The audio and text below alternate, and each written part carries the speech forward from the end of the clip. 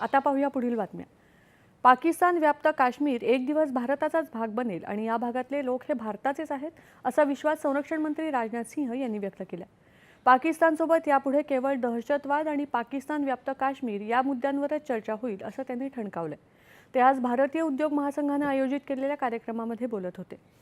पाकिस्तान व्याप्त काश्मीर एक दिवस स्वतःच आपण भारताचा भाग आहोत असं जाहीर करेल असं ते म्हणाले। दहशतवादाचा विचार करायचा झाला तर यापुढे भारत दहशतवाद अजिबात खपवून घेणार नाही असा इशारा त्यांनी दिला। प्रत्येक दहशतवादी कृतीला तोडीस तोड प्रत्युत्तर दिलं जाईल असं ते म्हणाले।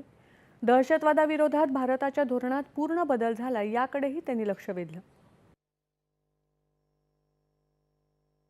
पाक ऑक्युपाइड कश्मीर के लोग वो हमारे अपने हैं, हमारे परिवार का हिस्सा हैं।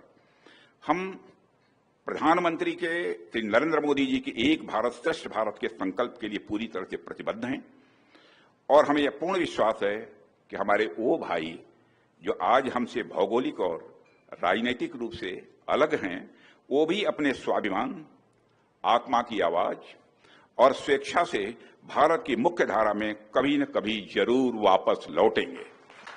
भारत हमेशा ही दिलों को जोड़ने की बात करता है और हमें विश्वास है कि प्रेम, एकता और सत्य के मार्ग पर चलकर वह दिन दूर नहीं जब हमारा ही अंग पीओके स्वयं लौटकर कहेगा, मैं भारत हूं, भारत ही हूं, मैं वापस आऊंगा।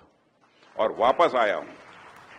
अब जब भी बात होगी केवल आतंकवाद पर बात होगी, पीओके पर बात होगी और किसी दूसरे मुद्दे पर पाकिस्तान के साथ बात नहीं होगी।